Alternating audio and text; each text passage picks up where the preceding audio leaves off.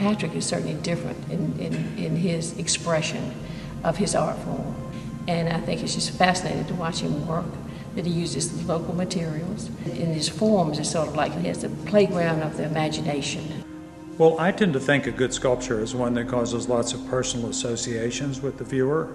You know, a good sculpture gives lots of starting points in people's lives so that they can work their way from their own experiences to another. There's a lot of correspondence with childhood play, with making a bird nest, and just simply hooking things together the way an indigenous tribe might do in order to make a house.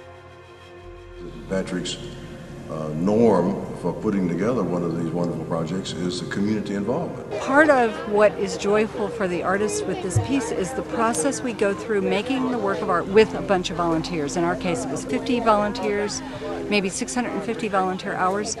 To make an installation that's going to be a lasting piece of art, a sculpture here, I think it's just fabulous. I'm really excited to be a part of it.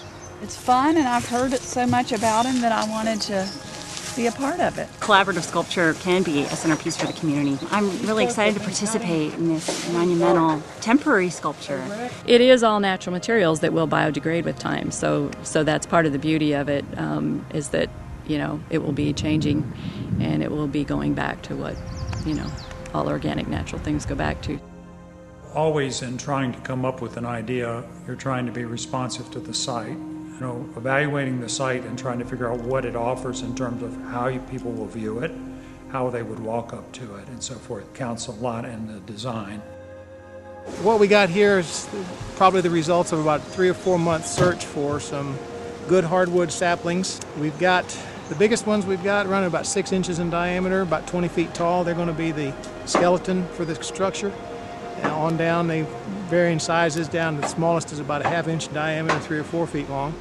And they're going to be used to weave the saplings together. We're getting some holes dug here, and the holes are 30 inches deep. We're doing kind of a spiral, and I'm not sure how many holes we've got, but there's a lot of them. And after you lay it out, then you're going to have to shape it. And shaping it means taking and putting your scaffolding around it and pulling the shape you want. For example, making openings that people could walk into. Makes it more thorough, makes it feel like that it's an object that not only has a surface, but it has a line logic, an interior. The lines from the exterior tend to move into the interior. You develop ideas of what you might imagine is in there. The way that the sculpture works is a series of these kind of face plates that are around the outside, kind of an element, a facial element. And then within that there's a spiral, and you move across the doorways, be the mouths of these plates, or you could take the spiral route and work your way back into the object itself. Volunteers today have been using armloads of green leaves and twigs with green leaves on them and packing them into the upper reaches. Well, basically I'm just weaving in the main structures any way you want to go, up and down, side to side, diagonally, vertically. Well, it was really amazing for me watching it come together because you have so many people working on it, and it's such a big structure. To do something on this scale, it's almost like magic because you have these giant things and you're working on a very small section at a time with so many hands working on it. It really is neat how it comes together. All of the people that worked on it, or most of them, were artists either by spirit or by talent. We just all had fun learning from Patrick.